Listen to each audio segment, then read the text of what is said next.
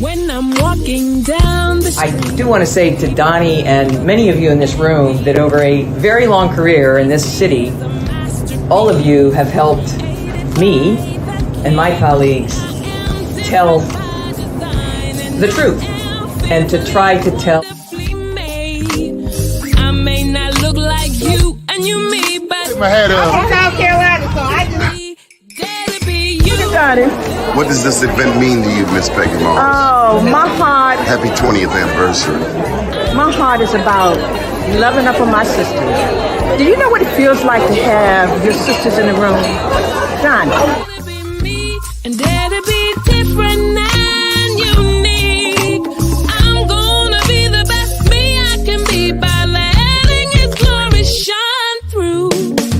I am beautiful, I am blessed, but not just what you see in the flesh. I'm free from people, free from myself. The doctor lived next door to the janitor, to the reverend, and the lawyer. We were together. Now we get so high and mighty that you create stress for your society because you don't like poor black folks either. That's a health problem. Get yourself together so I can stop being taking care of geriatric people and get back to pediatrics. I thank you, Doni, for all you've done. Let's keep doing it all the more. Letting His glory shine through. Dare to be you, dare to be me, dare to be different and unique. I'm gonna be the best me I can be by letting His glory shine through. And I dare you, I dare you, I dare you to be you. First name's Doni, last name's Glover. Entered to win it for the long haul, baby. All right. Today's February the 6th. We'll be at the White House later on today for a Black History Month program. So stay tuned around 6 p.m. We will give you an update. But today we get to speak with my main man all the way from Bentlow Street in West Baltimore. His name is Roderick Easter. Welcome to the show, sir. Good morning. Good morning, Doni. Good morning, sir. How are you? How are you? I'm well. A little nervous, but good. Oh, don't be nervous, man. I'm gonna loosen you right on up. 38 years ago, I'm gonna make you feel right at home. 38 years ago, my mama got her wings. Boy, my world went upside down. I was down in Morehouse doing it. Because she said at 18, you leaving. She had 3 rules. Number 1, at 18, you leaving. Right. Number 2, in the meantime, don't bring no babies across that door. Number 3, own your house. Now, who is that lady behind you on the wall? Oh, that's Mom and Pop, man. That's Mom and Pop. And your mama recently got her wings a couple years ago. Yeah, she passed from COVID in 2020, June 13th, 2020, before they had a vaccine. And, I'm one of those people who has never caught COVID, but I also am one of those people who believe in getting vaccinations. That's my preference. And when I hear people talking about they don't want a vaccine, my mother never had an opportunity to get one, because it wasn't out when she passed. But I held her while the paramedics were coming, and she's sweating my arms. And when they took her out, I never saw her again. But I've never caught COVID. So maybe I'm one of those people whose body is immune to the disease, but I still make sure I protect myself and protect others by getting vaccinated. Okay. That's my. So we got to say her name. My mom's name was Lily. What was yours? Mary Josephine Easter. Okay. Now, I had a grandmother lived around the corner from you. Her name was Mary. She lived on Harlem Avenue, 2423. What was her name? Mary Murray. Mary Murray. No. Don't say Mary Murray, because my father come back and haunt you. He said, boy, whatever you do, don't call her Mary Mary. It was Mary Murray. Mary Murray. Yeah.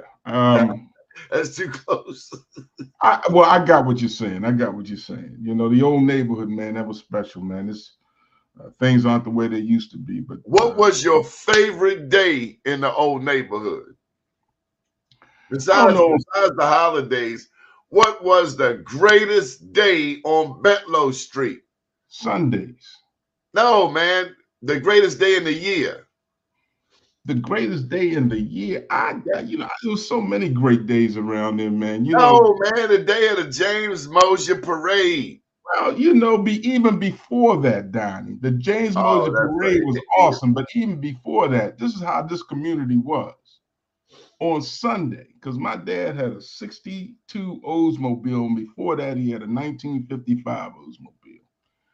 And we didn't care, you know, who you were in the community. The whole community packed in cars, and we went to Fort Smallwood Beach on Sundays. And if you didn't have a car, you just jumped in whatever car you could get in. And if you didn't have food, you got fed when you got there. That's the kind of neighborhood we grew up in. And yeah, the James Mosher Parade when I turned 9 years old was special. But before that, man, we had community there, and everybody, you know, the school, James Mosher Elementary, the teachers knew us. They knew my mother and father, the neighbors, you know, their kids were their kids, but the other neighbors' kids were their kids also. So, you know, I had mothers and fathers all up and throughout the community, and I better check myself before You wreck there's yourself. something wrong. Absolutely, absolutely. So that neighborhood, I'm getting ready to mess people's head up. Most of us don't know. A lot of us don't know. Let me change that. A lot of us don't know that Baltimore is the home of segregation in America. A lot of us don't know there was a time in West Baltimore where black people could not live above North Avenue or west of Fulton Avenue. West of Fulton Avenue, you got it. You got it. So Absolutely. Betlow Street, if you lived on Betlow Street in the 50s and 60s, your people were making money because that was an all-white neighborhood. Well, as far back as I can remember, the majority of the neighbors were black. You know, I was born in 1955, and but there was still some 1950, those neighborhoods were white. We don't know Yeah, that. 1950. I don't get me wrong. 1950, absolutely. My parents didn't move there until 1953, and they were kind of like trailblazers coming You in. damn right. That community. Yeah, coming into the community. Absolutely, absolutely. Hello to our dear friend Michael Randolph. This is our most faithful viewer all the way. Matter of fact, we got to get him rescheduled. Michael Randolph, straight out of Sandtown. He decided to migrate down there to Florida to hang out with Ron DeSantis and the Trumpsters. And then there's Karen Simmons Bethea. You may remember that Coppin State had a television station called Baltimore Cable Access. It's now called Charm TV, if I'm not mistaken. But we used to have a public access station, and Karen Simmons Bethea was the general manager up at Coppin State, which was the nearest college to West Baltimore, those of us. So let me ask you this. When you were a kid, did you get to swim at Carver High School? Did they have Carver High School open for swimming? Because that's probably the first high dive I went off of. And then we could also go up to Coppin to go swimming. Neither one of them. Neither one of them. Well, so see, I stand on your shoulders. But anyway, over there on Betlow Street, if you lived on Betlow Street, you was living in high cotton. Well, you know, you can look at it that way, but we had our come on now, Rod. Come on now, Rod. Come on now. We were nice where we were, but we looked at other communities and thought you had porches, brother. Also. Say that again. You had porches. We had porches. We had a bowling alley. Oh my God, Lafayette Avenue bowling alley. We had movie theaters, the bridge down on Edmondson and Pulaski. We had Fox's Menswear, Union Beef, the Rundle Ice Cream Parlor. We had appliance stores. There was Harley's down on Edmondson and just below Bentlow. Remember Harley's, the Harley Oh shop? my God, they had the best steak subs, and you know they had the best steak subs before that spot up Mondamas, Right. Mama Lucia's. Yeah, we up on Bentlow and Mosier, there was Bradley's Cleaners. There was the Cleaners down on Lafayette and Bentlow, Shap's Butcher Shop, and see, Donnie, when the riots Back happened, down memory lane. I'm sorry. when the riots happened in 1968, man, we a terrible thing happened. The black community tore up the black community. And all those white owners of businesses that were in that community left, and they never came back. And for the most part, the city has not invested in areas like Edmondson and Pulaski, Bentlow Street, Lafayette Avenue. Those areas have pretty much turned into havens for drug dealing and addiction. And those areas have not been touched. Some of them have not been touched to this day. There was a Acme warehouse right there at the end of the bridge. That building has not been touched in probably 40, 45 years. It's 150,000 square foot warehouse that's dormant and an eyesore in the community. The parking lots where we used to play baseball at on Saturday and Sunday is now a towing yard for, I forgot the name of the towing company down there. There is vegetation is growing out of control. It's actually sad to drive through that community and see what it used to be and see what it is today. Hopefully some revitalization will come where our people can still afford it. Now we're gonna fight. Ain't no hopefully. Well, let me say, wait a minute. What I was going to say was hopefully that our people can still afford to live there. That's what I was going to say about hopefully. I don't know about that. They've been trying to get us out since the Civil War. Well, did you know, Rod, that Baltimore had the largest population of freed blacks prior to the Civil War? I did not know that. That means that there's always been the Negro dilemma in Baltimore. And that for white people has meant what to do with all of these black folk. Baltimore is the last East Coast city. What's that word? To gentrify. Oh, yeah. Even though Baltimore is the first city to segregate. That happened in 1910. The mayor was J. Barry Mahul. The people over in Roland Park said they didn't want black people to be able to move into their suburban garden community. And we've been dealing with this ever since. Did you ever get chased out of Carroll Park by the white boys? Not Carroll Park, but Cherry Hill. Well, that's a different kind of chase. You was out there trying to mess with somebody's girlfriend. You missed that 51 bus. Yeah. And then you missed it, and you went down in the circle, and you realized you was in a setup. I remember my father had a friend named Mr. Fred Metters who used to play golf when I was young, and black folks playing golf back then. I just didn't know, and that's where he played at, Carroll Park. That was about the only place he could play. In fact, I was telling the guy the other day, my cousin turned 70 2 Sundays ago, and I was talking to a guy across the table, and I asked him how old he was, because he had said that he was born in University Hospital. And I said, well, how old are you? He looked older than what he was. And when he said he was 58, I said, oh, that's why you were born in University Hospital. I said, because when I came along, you could only be in city hospital or Providence Hospital over on Division Street. City Hospital, all the way out Eastern Avenue. Yeah, that's where I was born, all the way out Eastern Avenue from Bentlow Street. That's where I had to be. Man, that was torture. They made your mama. They tortured your mama. Well, I don't know, but that's she a did long all right. hop, brother. I used to have to catch the bus out there for work. I worked at the National Institute of Drug Abuse out there, also the National Institute on Aging. And they didn't have a car then, so I you know. Oh my God! How'd she get out there? I don't know. I don't know, but I know it was on Thanksgiving Day, so they probably weren't prepared, but they made it. They made it.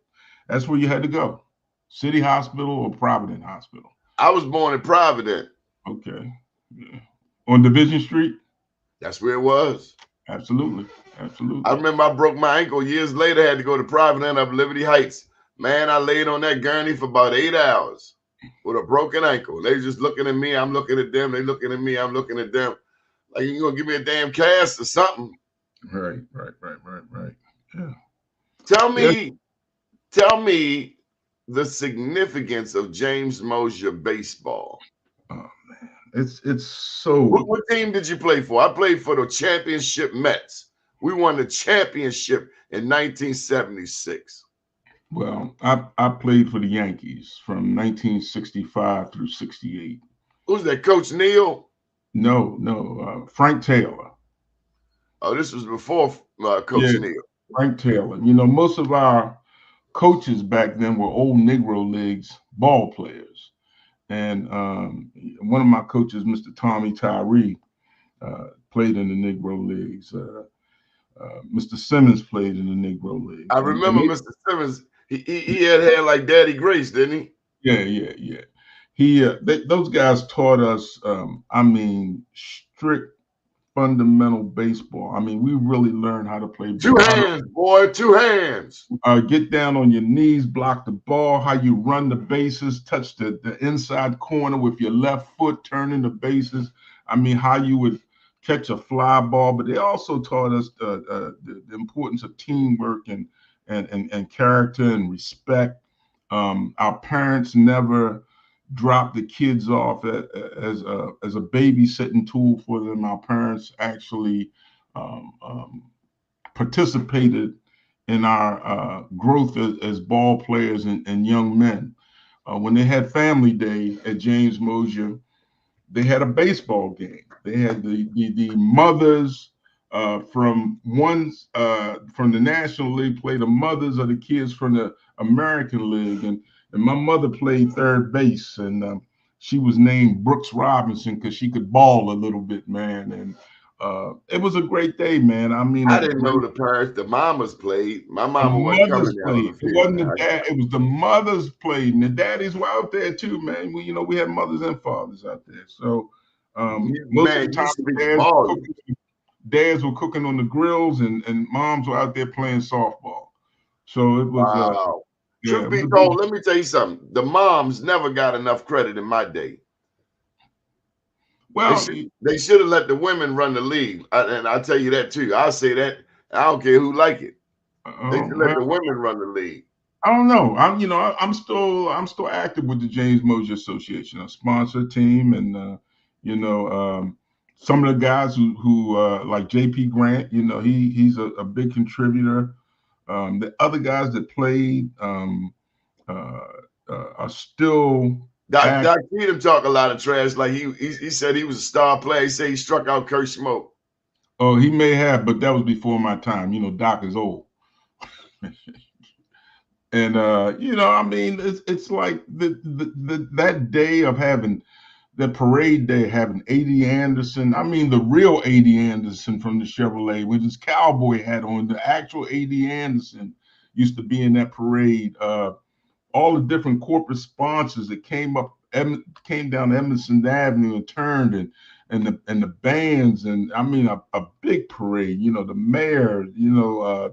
It was just an awesome event, man, and it's changed now to whoever can get in the parade gets in the parade, but we still make that. Boy, if they even have a damn parade, come on now.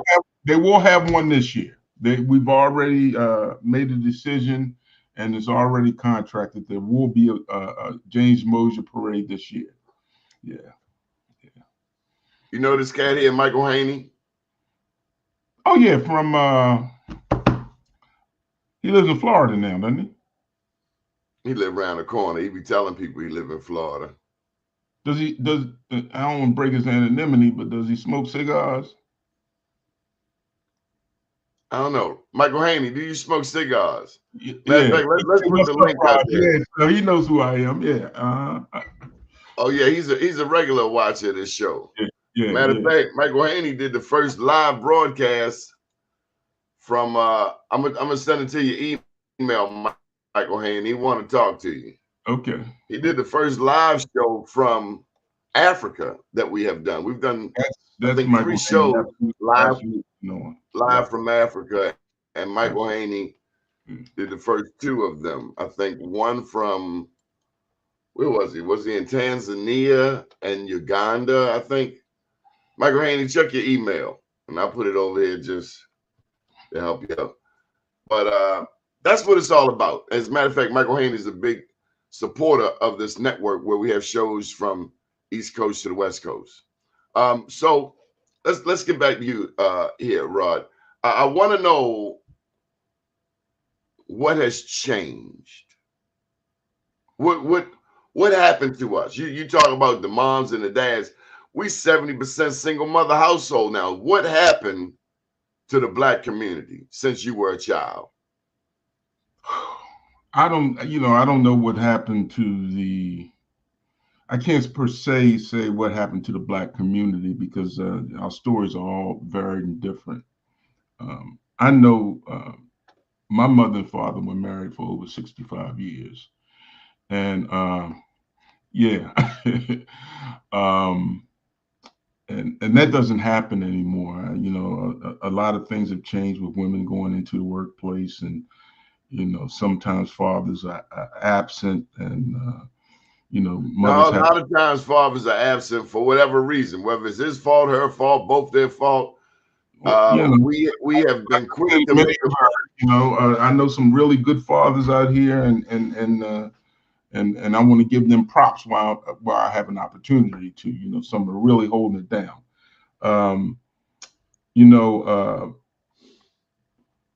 When I talked about 1968 and the riots, and what happened in some of our communities across the city, some things happened to me too. I got involved in substance abuse. I don't have any problem talking about that, because every time I bring that up, there's somebody who can relate, and mostly everybody can relate, whether it's them or somebody in their family or neighbor or somebody they know. I went to City College. You went to shit. Almost cuss. You went to Baltimore City College. Donnie, don't make me come through the screen at you. You know how I am about that. You see the orange. This ain't just for Morgan State. My son and my daughter came out of Poly, man. Show some respect, man. Well, all I can say about them is they made some mistakes in life. We can count though. Went to Morgan, and somewhere along the line, peer pressure and what was going on around me was more important than doing the foundational things that I was taught from my parents. And last Wednesday, I celebrated 38 years clean. When you were talking about your mom, 38 years past, and I thought when you said 38, I thought you were going to refer to that right off the bat. No, I didn't have your permission, and I didn't have the right. Okay, all right, but 38 years, man, and the reason that I talk about that, and I talk about it all the time because people know where I come from. You can't hurt me with what I used to do. That's right, sister, Miss Stephanie Henderson, City Forever. But what I used to do is what I used to do. You was mentored by Polycat. I just want you to know. It's what I'm doing now, and I'm still a mentor to people. I still sponsor people. I'm still in Oh the my God. Is this guy did he just flash a gang sign on this show? Oh my God. Come on, man. All right. Whatever. Are Do we black going? people even go to Northwestern? Look, I'm sorry I brought up, the high school thing, but if you're from Baltimore, you don't ask what college you went to. You ask what high school you went to. You know There that. it is. And I finished at Dunbar. So I'm a Dunbar poet, class of 83. My man, my man. Michael Haney, welcome to the show.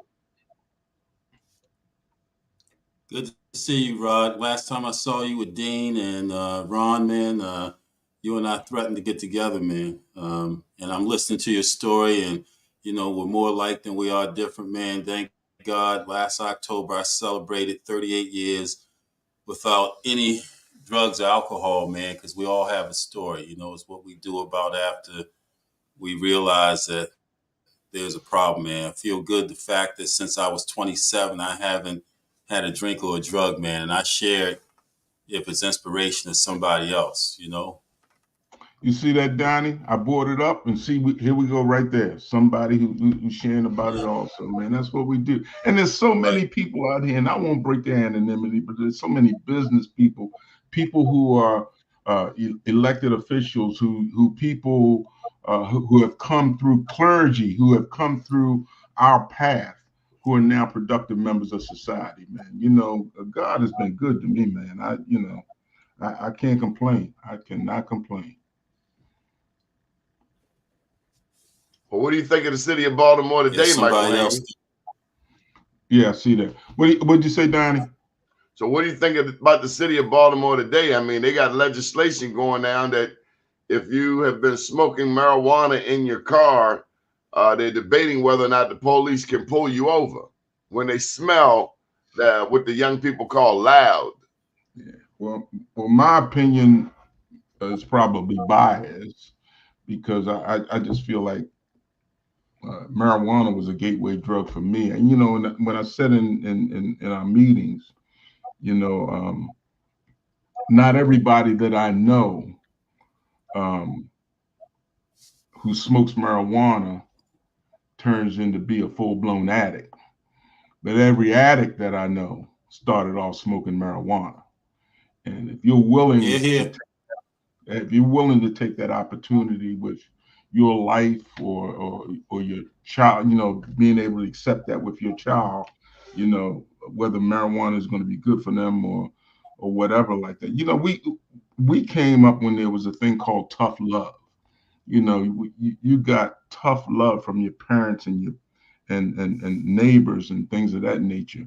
And at that point in time, you may not have understood. You thought they were being stupid or being mean. But once you have an opportunity to look back at that time and really, I've listened to everything that was said to me, but I did what I wanted to do. I didn't want to learn from other people's experiences, people who really cared about me.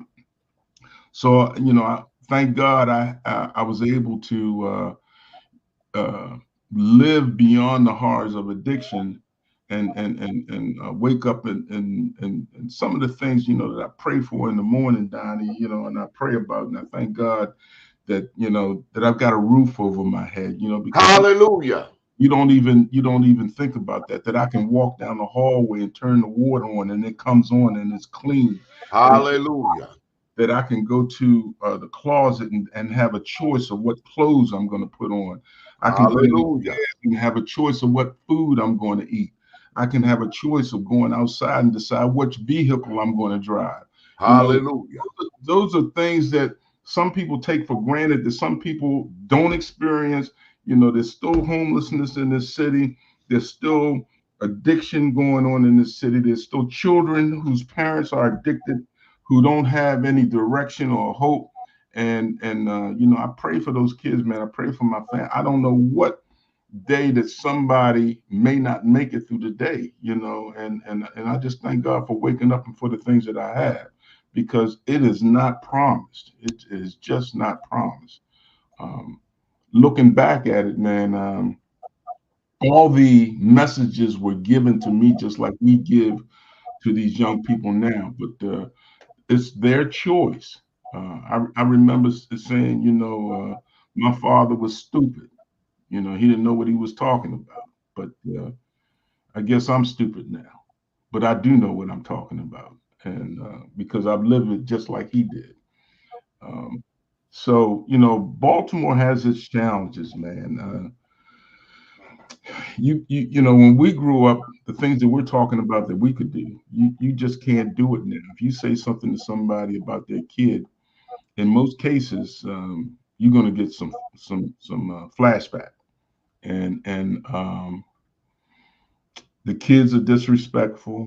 Uh, some of this music that's out here is just if you grew up listening to Stevie Wonder and Marvin Gaye, and all of that was happy music or it had a message, the Temptations, now this stuff is like, wow, is this what they singing about, and this is what the kids are listening to?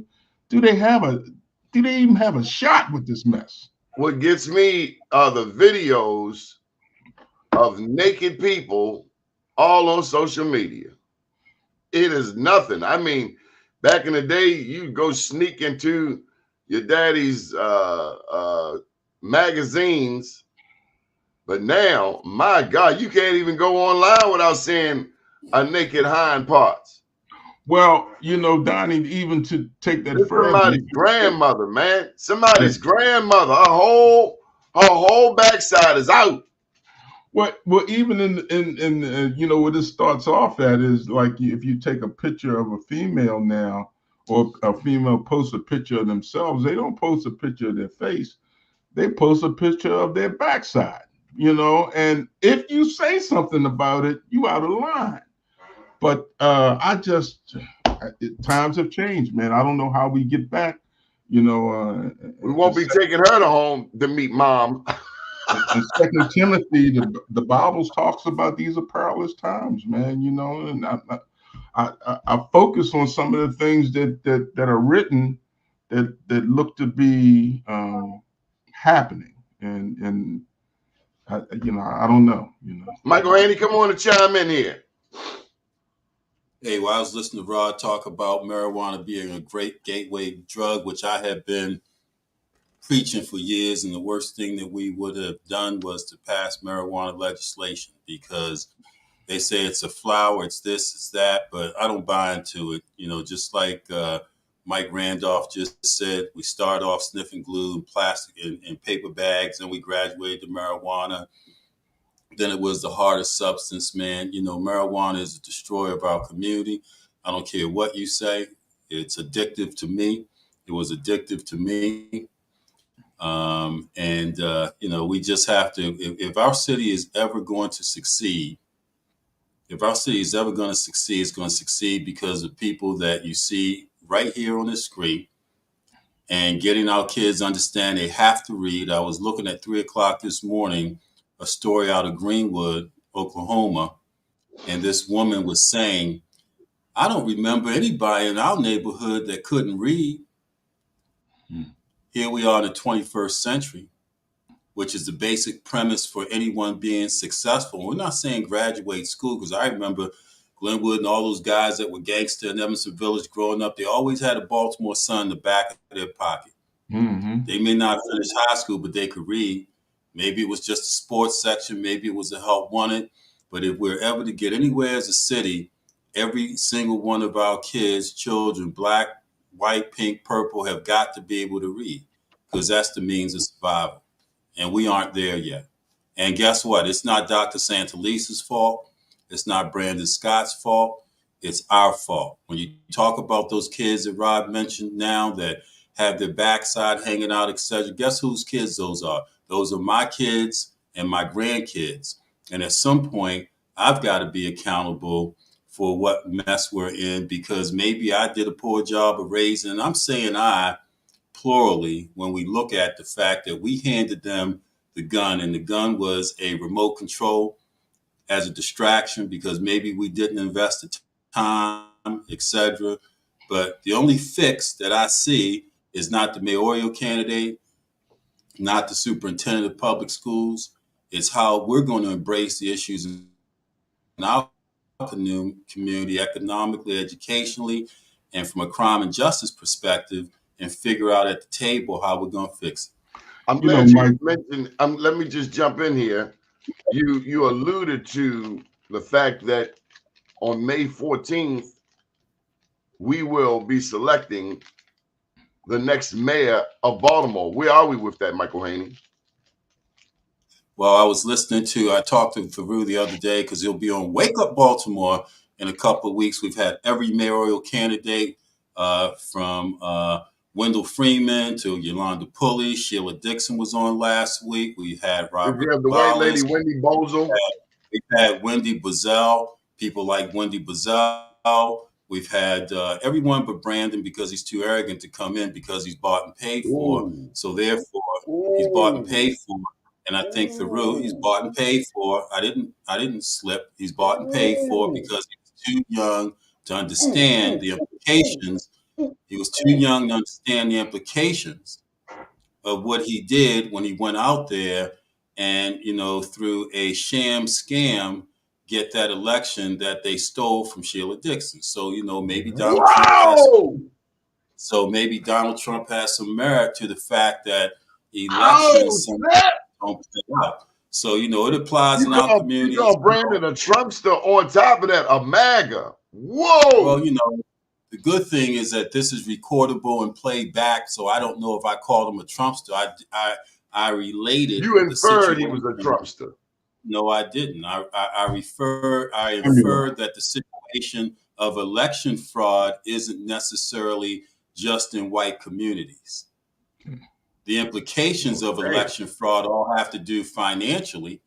And so the point of it is you can look down at the Harbor Place redevelopment with Bramble and see that fraud down there as they want to build apartment complexes up in the air.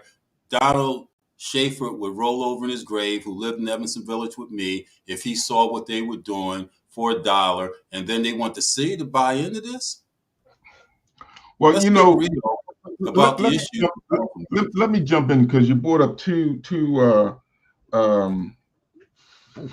topics that you talked about Harbor Place, but before you were talking about reading, and I thought it was I just shook my head when the mother 6 or 8 months or maybe a year ago got on Fox News and said that she blamed the school system for her 10-year-old son not being able to read. And when we were coming up, you started reading at 3 and 4 years old.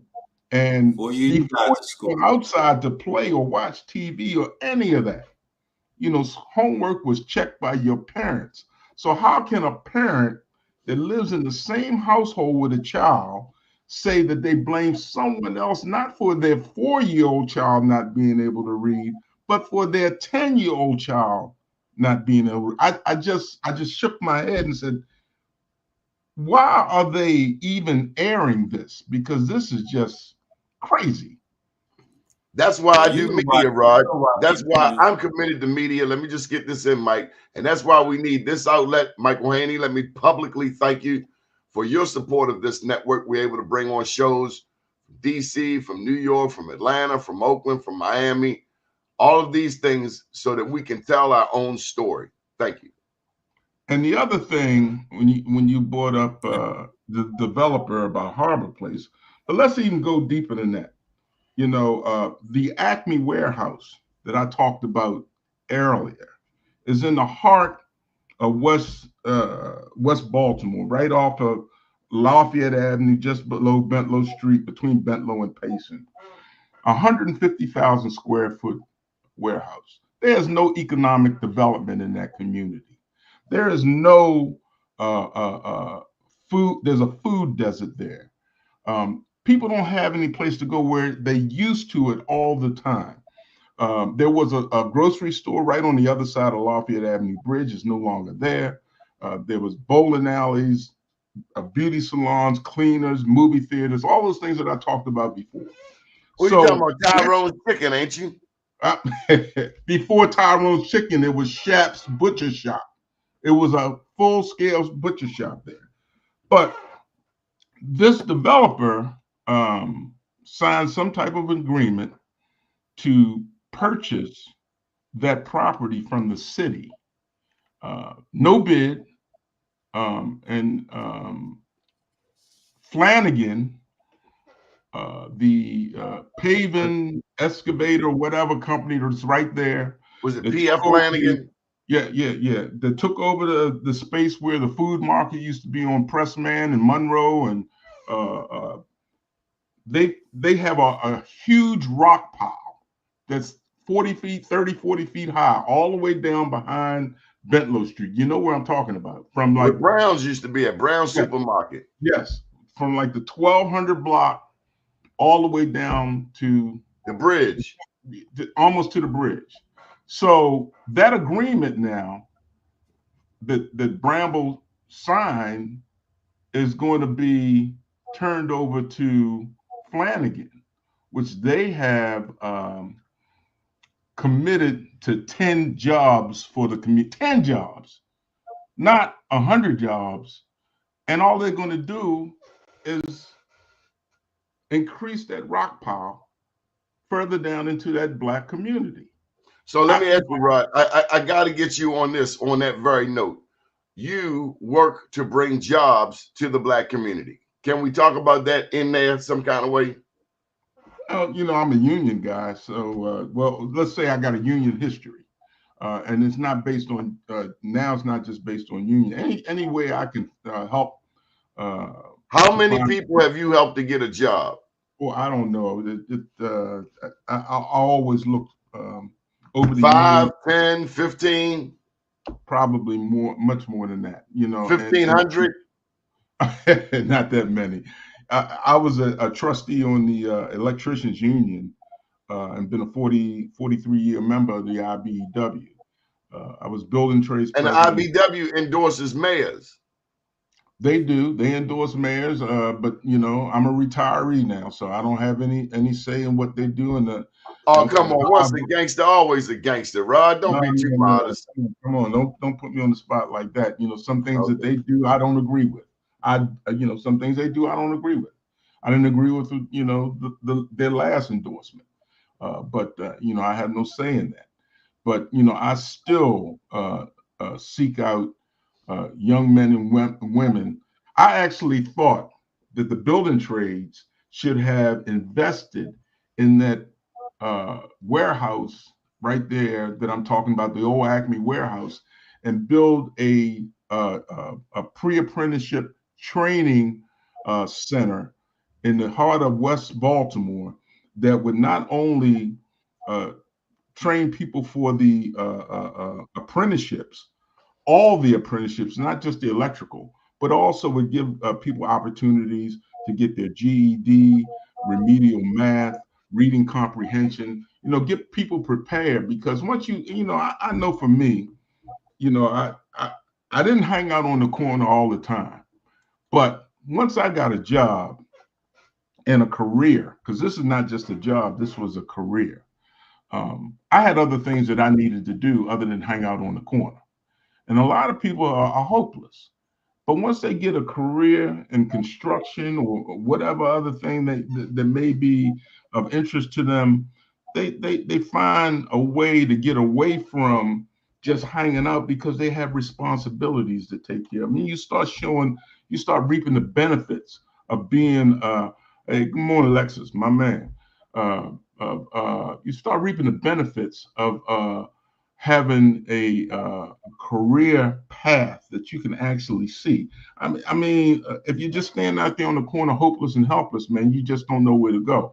Okay, but let me just jump in here for a second, Rod, because I see you are no stranger to a microphone. You came off real shy. You got to watch them people. Michael Haney come off and say, "Oh, I'm a little nervous. I don't know what to say." Okay, so Michael Haney, he was talking about construction, electrical, carpentry, those union jobs. Now you have been pushing another universe of jobs on people yourself. I mean, as a matter of fact, you have a whole like Rod, you have a whole academy when it comes to vocational training. You want to talk about that briefly?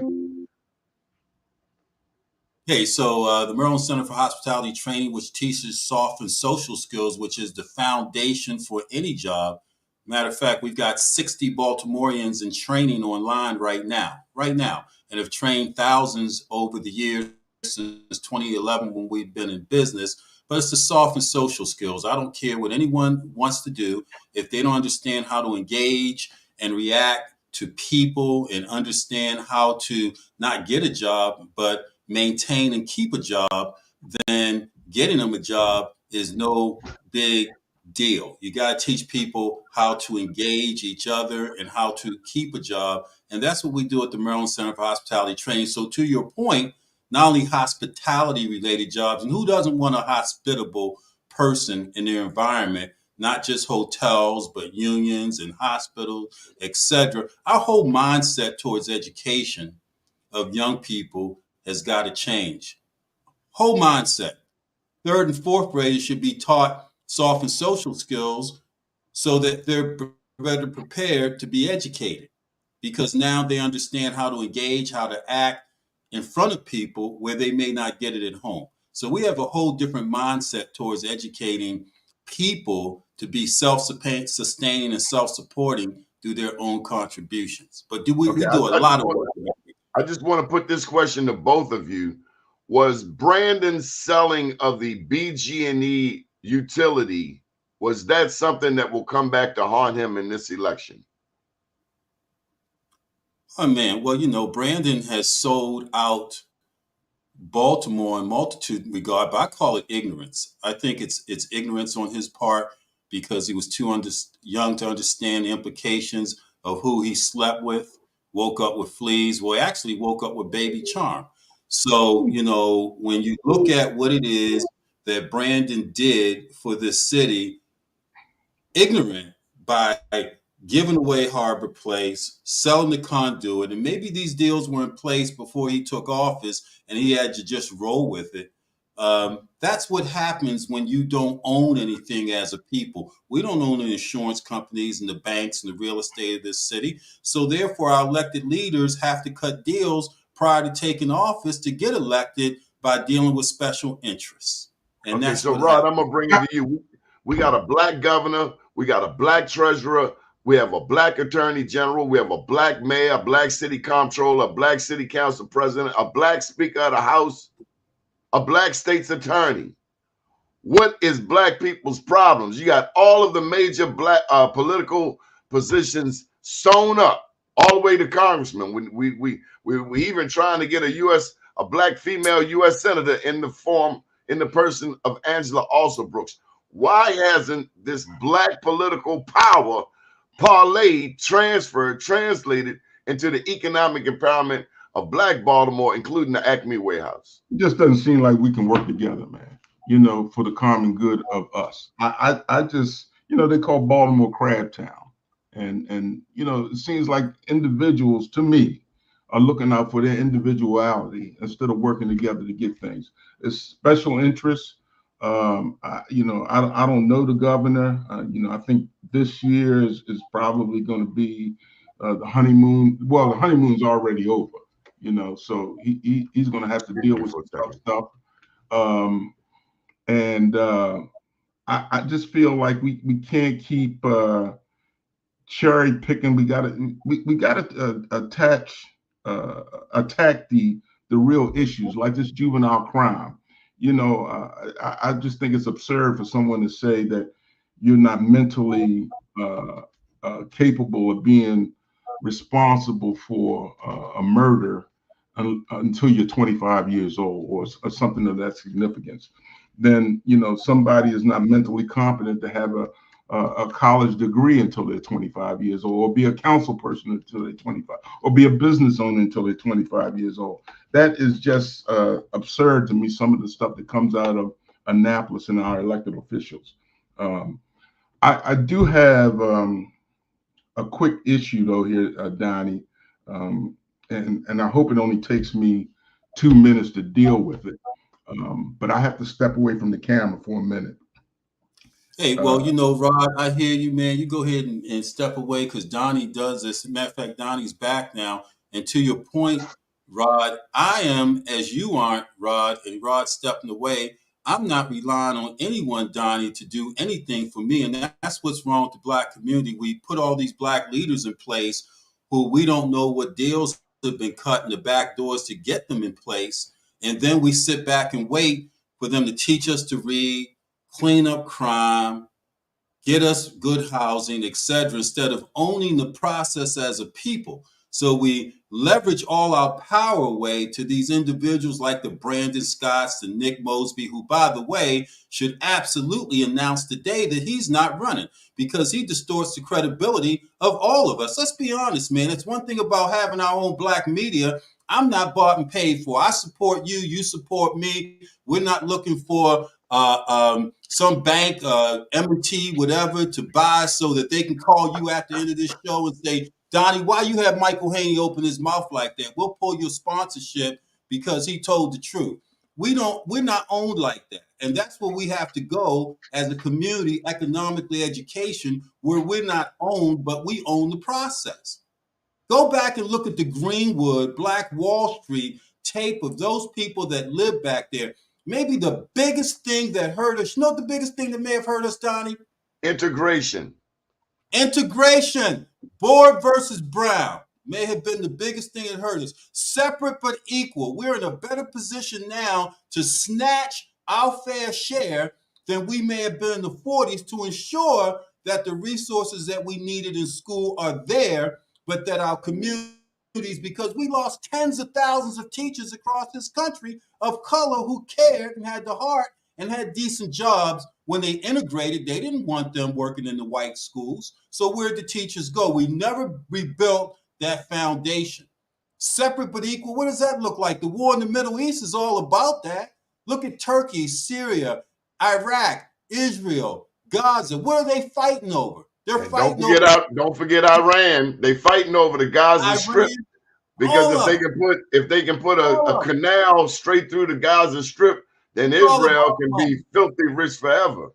But the point of it is that everyone, we live together and sing Kumbaya in our own separate neighborhoods. We're the only ones forced because of how we were brought over here with no generational wealth and no foundation of real estate, so to say. Because I think we got a lot of generational wealth in our DNA. Oh, there's no doubt about it. We're gonna welcome Rod back. But we need in our pocket. Rod, welcome and back. If I can say, Donnie, before, I'm heading to Africa Monday. We're launching a business, a call center in Africa, in Nairobi with our business partners. I will be happy to broadcast our show with your platform if you want. We're broadcasting on the 18th and 19th of February. There's a mistake. There's a mistake, sir. This is our platform. Yeah, our platform. You're right. Our platform. You're absolutely right, man. But I'll be happy to broadcast. I'm excited as heck. I'm more excited than I was the first time because the business, and I'll show you the website, Donnie, share with you the website. The business consists of 4 owners, and they're all African. An African-American and 3 Africans. Not the illusion of it by having some European. Not that there's anything wrong with it, but this is no fake news. This is the real deal. So let me ask you, Michael Haney, I want to hear your African accent, sir. Hey, man, they accept my accent as I am. I can't wait. My only thrill in going over is when I step off the plane. You know what they say to me? Oh, my goodness, my brother. Home. Welcome home. They say, welcome home, brother. Welcome home. And as you go into the communities, you know that you're home. There's no difference. They got corruption, educational issues, although they pay for education over there. So it has a different value to the people over there than it does over here. And if we ever to get reparations, Rod, reparations should send all of our young people over to Africa to learn about history, heritage, and culture, and the value of education where they pay for it. They had to pay for it through the pandemic when they didn't have work. So there's a ownership of education because education is truly the way. And we're not talking about everybody going to a HBCU or Cornell or Penn. They could be going to that trade building for an apprenticeship, as you said, and Uncle Wayne Baker, a mayoral candidate. we continue to look for mayoral candidates in all the wrong places. Uncle Wayne Baker, running for mayor, interviewed on our show, talked about a trade apprentice school, as you mentioned, Rod, that young people could go to. Well, let me just can I say this. jump in? I was a political science major at Morgan, but I was a math whiz at City, and I turned out to be an electrician. Should have went to Poly, man. And now, now I'm a consultant and a lobbyist. As a building trades president, I was involved in politics real heavy. But I just wanted to say this. For those people who used to say, my kids got to go to college, apprenticeships, union apprenticeships, give you college credits going through the apprenticeships, and they're free. My son, who's an electrician, made over $250K last year, and that's good money out here. That's you good you money. can retire now, right? Who? Oh no, he ain't. He's my son. He's not my daughter. Daughters take care of their fathers. But I look at these guys out here making this good money now as journeymen, carpenters and plumbers and steam fitters, and they have a trade that nobody can take away from them. They're getting college degrees. They're getting health insurance, annuities, all of those things that and that time goes fast, man. Because I look at when I started. In fact, I was an apprentice when Harbor Place was coming out of the ground. I worked on Harbor Place coming out of the ground, and 40 some years later, I'm sitting up here on a talk show as a business owner myself, small business owner. But I look at that time, and it went by so fast. There was so much involved in that time, so you don't have the opportunity to really blink.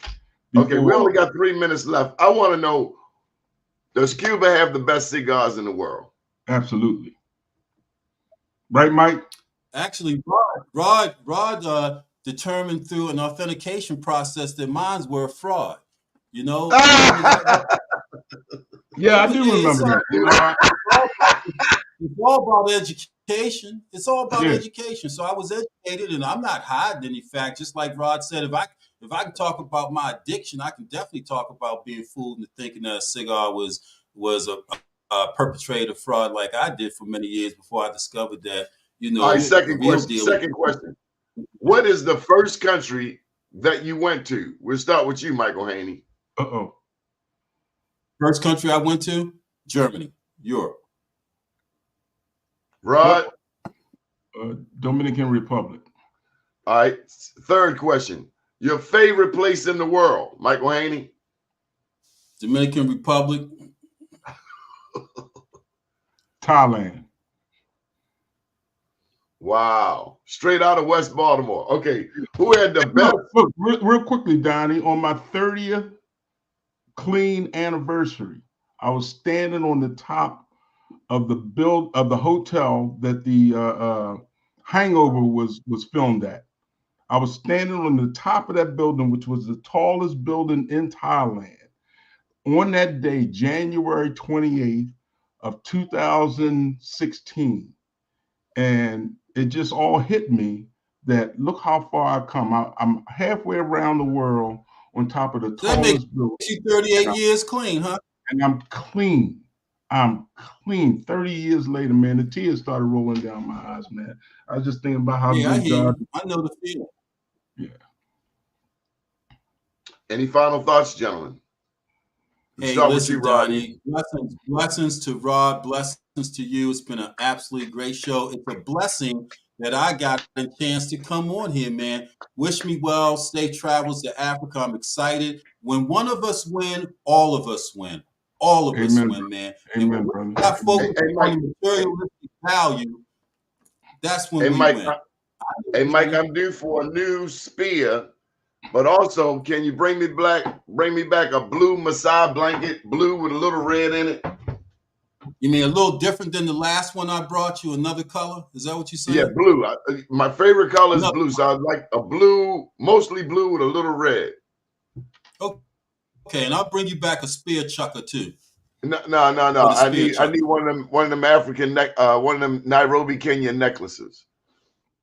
Okay, I Donnie, got you. thanks for asking me to be on this, man. It's been a blast, man. I'm gonna have to tune in more often, and I got a lot of stuff going on around here today, but God worked it out to where it all pans out well. Good to see you, Mike. Stop by and see me sometime, and as always, I got a good cigar for you.